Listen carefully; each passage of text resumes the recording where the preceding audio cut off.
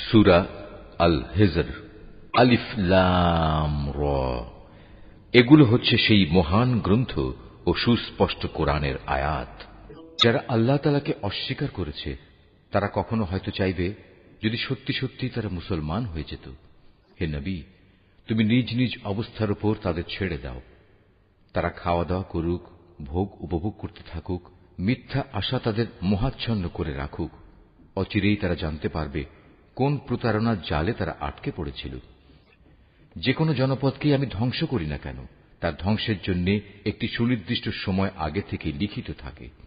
কোন জাতি তার ধ্বংসের কাল যেমন ত্বরান্বিত করতে পারে না, তেমনি তা বিলম্বিতও করতে পারে না। তারা বলে, ওহে, যার উপর কোরআন নাজিল করা হয়েছে তুমি অবশ্যই একজন উন্মাদ ব্যক্তি। তুমি সত্যবাদী নবী হলে আমাদের সামনে ফেরেশতাদের নিয়ে আসো না কেন। হে নবী, তুমি তাদের বলো, আমি ফেরেশতাদের কখনো কোনো সঠিক কারণ ছাড়া নাজিল করি না। তাছাড়া একবার যদি আযাবের আদেশ নিয়ে ফেরেশতারা এসেই যায় তবে তো আর তাদের কোনো অবকাশই দেয়া হবে না। আমি উপদেশ সম্বলিত কোরআন নাজিল করেছি এবং আমি একে সংরক্ষণ করি। তোমার আগেও পূর্ববর্তী জাতিসমূহের মাঝে আমি রসুল পাঠিয়েছিলাম। তাদের কাছে এমন একজন রসুল আসেনি যার সাথে তারা ঠাট্টা বিদ্রূপ করেনি। এভাবেই আমি অপরাধীদের অন্তরে ঠাট্টা বিদ্রূপের এ প্রবণতা সঞ্চার করি। এরা কোনো অবস্থায় তার উপর ঈমান আনবে না। আসলে এই নিয়ম তো আগের মানুষদের থেকেই চলে এসেছে। আমি যদি এদের জন্য আসমানের দরজাও খুলে দেই, অতঃপর তারা যদি তাতে চড়তেও শুরু করে, তারপরও এরা ঈমান আনবে না, বরং বলবে আমাদের দৃষ্টি মোহাবিষ্ট হয়ে গেছে, কিংবা আমরা হচ্ছি এক জাদুগ্রস্ত সম্প্রদায়। কে দেখো কিভাবে আমি আকাশে গম্বুজ তৈরি করে রেখেছি, অতঃপর তার দর্শকদের জন্য তারকা রাজি দ্বারা সুসজ্জিত করে রেখেছি। তাকে আমি প্রতিটি অভিশপ্ত শয়তান থেকে হেফাজত করে রেখেছি। হ্যাঁ, যদি কেউ চুরি করে ফেরেশতাদের কোনো কথা শুনতে চায় তাহলে সাথে সাথেই একটি প্রদীপ্ত উল্কা তার পেছনে ধাওয়া করে। আমি জমিনকে বিস্তৃত করে বিছিয়ে দিয়েছি, ওতে আমি পর্বতমালাকে পেরেকের মতো গেড়ে দিয়েছি যেন তা নড়াচড়া করতে না পারে, এবং তাতে প্রতিটি জিনিস আমি সুপরিমিতভাবে উৎপাদন করেছি। আমি জীবিকার ব্যবস্থা করেছি তোমাদের জন্য এবং অন্য সব সৃষ্টির জন্য, যাদের কারোই রিজিক দাতা তোমরা নও। কোন জিনিস এমন নেই যার ভাণ্ডার আমার হাতে নেই, কিন্তু তা আমি সুনির্দিষ্ট একটি পরিমাণ ছাড়া সরবরাহ করি না। আমি বৃষ্টিগর্ভ বায়ু প্রেরণ করি, অতঃপর আমি আকাশ থেকে পানি বর্ষণ করি, অতঃপর আমি তোমাদের তা পান করতে দেই। তোমরা নিজেরা তো তার এমন কোন ভাণ্ডার জমা করে রাখোনি যে সেখান থেকে এসব সরবরাহ আসছে। আমি তোমাদের জীবন দান করি, আবার আমি তোমাদের মৃত্যু ঘটাই। সর্বশেষে আমি হব সব কিছুর নিরঙ্কুশ মালিক। তোমাদের আগে যারা এই জমিন থেকে গত হয়ে গেছে তাদের যেমন আমি জানি, তেমনি তোমাদের পরবর্তীদেরও আমি ভালো করে জানি। নিঃসন্দেহে তোমার মালিক একদিন তাদের সবাইকে একত্রিত করবেন। তিনি অবশ্যই প্রবল প্রজ্ঞাময়, সর্বজ্ঞ।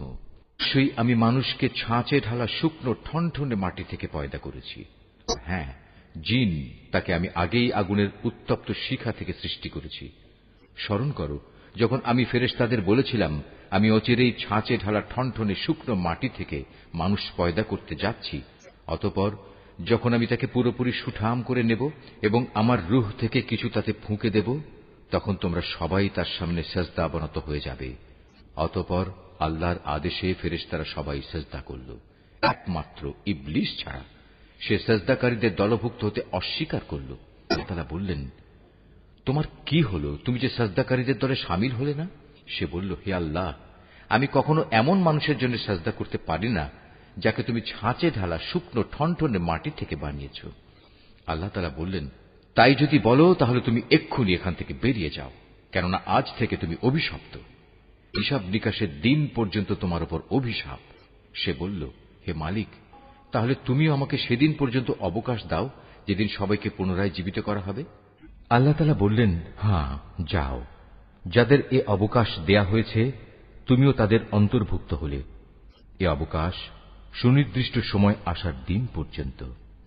সে বলল, হে আমার মালিক, তুমি যেভাবে আজ আমাকে পথভ্রষ্ট করে দিলে, আমিও তোমার শপথ করে বলছি, আমি মানুষদের জন্য পৃথিবীতে তাদের গুনার কাজসমূহ শোভন করে তুলব এবং তাদের সবাইকে আমি পথভ্রষ্ট করে ছাড়ব। তবে তাদের মধ্যে যারা তোমার খাঁটি বান্দা তাদের কথা আলাদা। আল্লাহ তাআলা বললেন, পরীক্ষা নিরীক্ষার মাধ্যমে এটাই আমার কাছ পর্যন্ত পৌঁছানোর সহজ সরল পথ। হ্যাঁ, এ গোমরা মানুষদের মধ্যে যারা তোমার অনুসরণ করবে তারা ছাড়া আমার যারা খাঁটি বান্দা তাদের উপর তোমার কোনো আধিপত্য চলবে না। আর অবশ্যই জাহান্নাম হচ্ছে তাদের সবার প্রতিশ্রুত আশ্রয়। তাতে থাকবে 7টি বিশালকায় দরজা। আবার এগুলোর প্রতিটি দরজা দিয়ে প্রবেশ করার জন্য থাকবে শয়তানের অনুসারীদের একটা নির্দিষ্ট অংশ। এর বিপরীত যারা আল্লাহ তাআলাকে ভয় করে তারা অবশ্যই সেদিন জান্নাত ও ঝর্ণাধারার বহুমুখী নিয়ামতে অবস্থান করবে। এই বলে তাদের অভিবাদন জানানো হবে, তোমরা শান্তি ও নিরাপত্তার সাথে সেখানে প্রবেশ করো। তাদের অন্তরে ঈর্ষা বিদ্বেষ যাই থাক না কেন, আমি সেদিন তা দূর করে দেব। তারা একে অপরের ভাই হয়ে পরস্পরের মুখোমুখি সেখানে অবস্থান করবে। সেখানে তাদের কোন রকম অবসাদ পর্যন্ত স্পর্শ করবে না, আর তারা সেখান থেকে কোনো দিন বহিষ্কৃতও হবে না। হে নবী, তুমি আমার বান্দাদের কথা বলে দাও, আমি যেমন ক্ষমাশীল পরম দয়ালু, তেমনি আমার আযাবও হচ্ছে অত্যন্ত কঠোর। হে নবী, তুমি তাদের ইব্রাহিমের মেহমানদের কাহিনী শোনাও। যখন তারা তার কাছে হাজির হয়ে বলল, তোমার উপর সালাম, তখন সে তাদের ভাবভঙ্গি দেখে বলল, আমরা অবশ্যই তোমাদের ব্যাপারে শঙ্কিত। ওরা বলল, না, তুমি আশঙ্কা করো না, আমরা তোমাকে এক জ্ঞানবান সন্তানের সুসংবাদ দিচ্ছি। সে বলল, তোমরা আমাকে সন্তানের সুসংবাদ দিচ্ছ, অথচ বার্ধক্যজনিত অবস্থা আমাকে স্পর্শ করে ফেলেছে। অতঃপর এ অবস্থায় তোমরা আমাকে কিসের সুসংবাদ শোনাচ্ছ? তারা বলল, হ্যাঁ, আমরা তোমাকে সঠিক সুসংবাদই দিচ্ছি, অতএব তুমি হতাশাগ্রস্তদের দলভুক্ত হও না। সে বলল, গোমরা ব্যক্তি ছাড়া আল্লাহর রহমত থেকে কে নিরাশ হতে পারে? হে আল্লাহর পাঠানো ফেরেশতারা, বলো, আমাকে এ সুসংবাদ দেয়া ছাড়া তোমাদের সামনে আর কি অভিযান রয়েছে? তারা বলল, হ্যাঁ, আমাদের এক নাফরমান জাতির বিরুদ্ধে অভিযানে পাঠানো হয়েছে, যারা অচিরেই বিনাশ হয়ে যাবে। লূতের আপনজনরা বাদে আমরা সবাই আযাবের সময় তাদের সবাইকে উদ্ধার করব, কিন্তু তার স্ত্রীকে নয়। আল্লাহ তাআলা তার ব্যাপারে বলেন, আমি এই সিদ্ধান্ত নিয়েছি, সে আযাবের সময় পশ্চাৎবর্তী দলভুক্ত হয়ে থাকবে। যখন সে ফেরেশতারা লূতের পরিবার পরিজনদের কাছে এসে হাজির হল, তখন লূত বলল, আপনারা তো দেখছি অপরিচিত ধরনের লোক।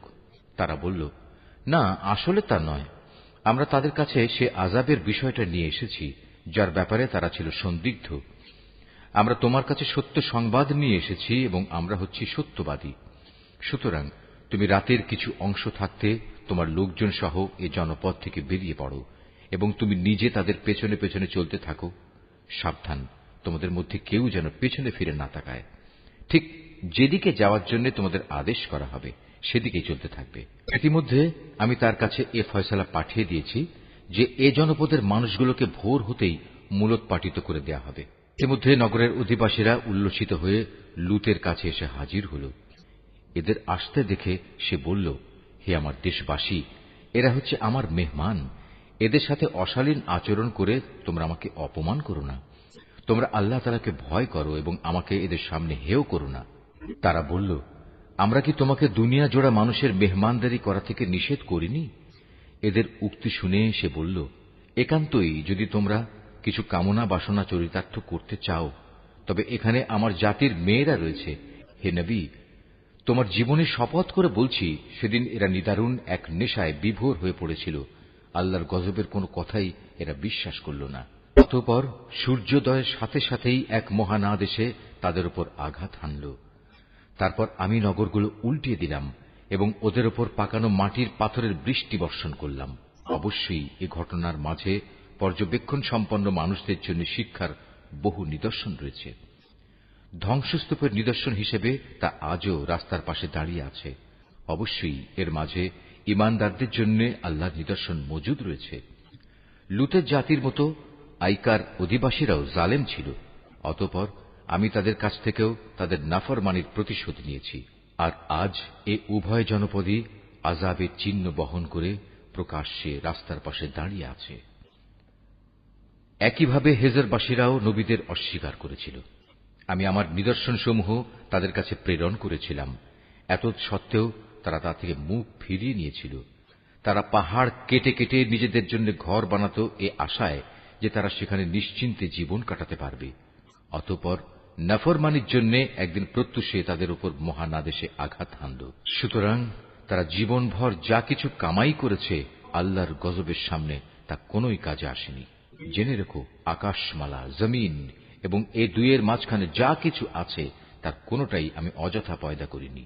অবশ্যই সব কিছু শেষে একদিন কিয়ামত আসবে এবং এ সৃষ্টিলীলা ধ্বংস হয়ে যাবে। অতএব হে নবী, তুমি পরম ঔদাসীন্যের সাথে ওদের উপেক্ষা করো। নিশ্চয়ই তোমার মালিক হচ্ছেন এক মহাস্রষ্টা, মহাজ্ঞানী।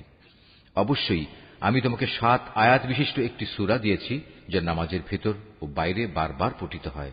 আরো দিয়েছি জীবনের বিধান হিসেবে মহান গ্রন্থ কোরআন। আমি এ কাফেরদের মাঝে কিছু লোককে ভোগ বিলাসের যে উপকরণ দিয়েছি তার প্রতি তুমি কখনো তোমার দু চোখ তুলে তাকাবে না। তাদের উপর তুমি কোনো ক্ষোভ করবে না। ওদের কথা বাদ দিয়ে বরং তুমি ঈমানদারদের দিকে ঝুঁকে থেকো। সবাইকে বলে দাও, আমি হচ্ছি জাহান্নামের সুস্পষ্ট সতর্ককারী মাত্র। যারা বিভিন্ন দলে বিভক্ত তাদের ওপরও আমি এভাবেই কিতাব নাজিল করেছিলাম। এরা হচ্ছে সেসব লোক যারা কোরআনকে টুকরো টুকরো করেছে। সুতরাং হে নবী, তোমার মালিকের শপথ, ওদের সবার কাছে আমি অবশ্যই প্রশ্ন করব সেসব বিষয়ে যা কিছু আচরণ তারা কোরআনের সাথে করত। অতএব তোমাকে যে আদেশ দেয়া হয়েছে তুমি খোলাখুলি জনসমক্ষে তা বলে দাও, এবং এর পরেও যারা আল্লাহ তাআলার সাথে শরীক করে তাদের তুমি উপেক্ষা করো। এই বিদ্রুপকারী ব্যক্তিদের মোকাবেলায় আমিই তোমার জন্য যথেষ্ট। যারা আল্লাহর সাথে অন্যকে মাবুদ বানিয়ে নিয়েছে তারা অচিরেই জানতে পারবে তারা কত গোমরাহিতে নিমজ্জিত ছিল। হে নবী, আমি একথা ভালো করেই জানি ওরা যা কিছু বলে তাতে তোমার অন্তর সংকুচিত হয়। অতএব তুমি তোমার মালিকের প্রশংসা দ্বারা তার পবিত্রতা ঘোষণা করো এবং তুমিও সাজদাকারীদের দলে শামিল হয়ে যাও। হে নবী, যতক্ষণ পর্যন্ত তোমার কাছে নিশ্চিত মৃত্যুজনিত ঘটনা না আসবে ততক্ষণ পর্যন্ত